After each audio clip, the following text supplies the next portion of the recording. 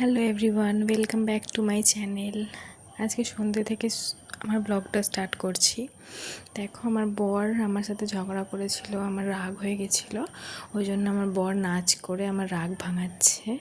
হ্যাঁ, কী সব বলছে আমাকে, সব বলে রাগ ভাঙাচ্ছে আমার, কী সব কথা বলছে। দেখো, গাল টিপে আমাকে আদর করছে যাতে আমি রাগটা আমার ভেঙে যায়, কেন আমাদের কিছুক্ষণ আগে আর কি মারপিট না, মানে কথা কাটাকাটি হয়ে আমাদের ঝামেলা হয়েছিল। তো আমার বর আমাকে বোঝাচ্ছে কিছু একটা নিয়ে, আমরা খুব হাসাহাসি করছি। দেখো, ও এরকম করছে, তো আমি ভিডিও করে নিচ্ছি বলে ওই জন্য বলছে, দেখো তুমি ভিডিও করে নিচ্ছ, লোকে দেখে বাজে কমেন্ট করবে, তোমরা প্লিজ কেউ বাজে কমেন্টস করো না।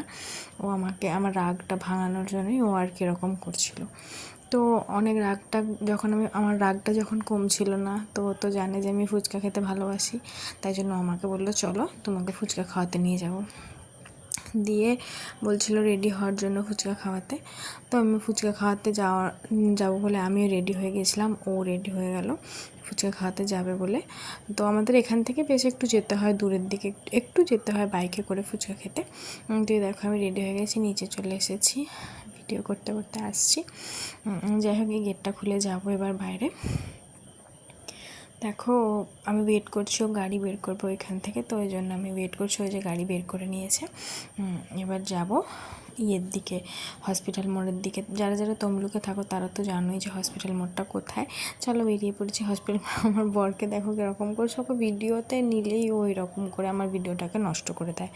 যাই হোক, বাদ দাও, তোমরা ওকে প্লিজ ইগনোর করবে। এই যে আমাদের সামনেই এই যে মন্দির, মা বর্গভীমা মন্দির, ওটা টপকে আমরা যাব এদিকে। এবার যাচ্ছি আমি ভিডিও করতে করতে, একটু একটু ভয় করে আমার এরকম বাইকে যেতে যেতে ভিডিও অন করে রাখতে, যদি কেউ আমার ফোনটা নিয়ে চলে যায়, এরকম ভয় করে। দেখো, রাস্তাটা প্রায় ফাঁকা, অনেকটা দেরি করে বেরিয়েছিলাম তো রাস্তাটা প্রায় ফাঁকাই। এবার যাই হোক, অনেকটা ভিড় থাকে এই রাস্তাতে। আর হসপিটাল মোড়ে যেতে না একটা ব্রিজ পড়ে, ব্রিজটার নাম আমি ঠিক জানি না, এই ব্রিজটা ঠিক কী নাম আমি বলতে পারবো না। দেখো কত মানে সবজি নিয়ে বসার, এইখানে না মানে সব গ্রাম থেকে মানুষজনরা এসে সব তাদের চাষের জিনিসপত্র বিক্রি করে।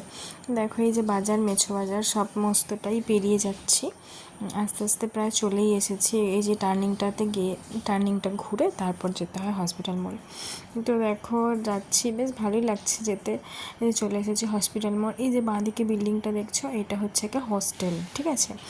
এটা তমলুকের একটা হস্টেল, আমি জানি না, ঠিকঠাক বলতে পারবো না, তবে মেডিকেলেরই কিছু একটা হস্টেল। ওখানে গার্লস বয়েজ এরকম করে সেপারেট করা আছে। আর দেখো, ডান দিকে পড়বে হসপিটালটা, ঠিক আছে, ডান দিকেই পড়বে তমলুক হসপিটাল। এই যে বলছিলাম, এই ডান দিকে হচ্ছে তমলুক হসপিটাল।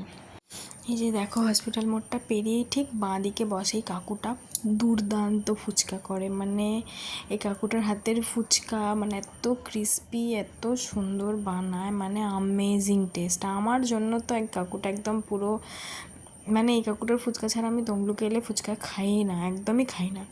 তো আমার বর আমাকে ছেড়ে দিয়ে চলে গেল, কেন ওর অনেক তাড়া ছিল। আমি এক হাতে ক্যামেরা করছি, এক হাতে ফুচকা খাচ্ছি। ফুচকাটা জাস্ট আমেজিং, আমার এডিট করতে করতেই লোভ লেগে যাচ্ছে ফুচকাটা দেখে।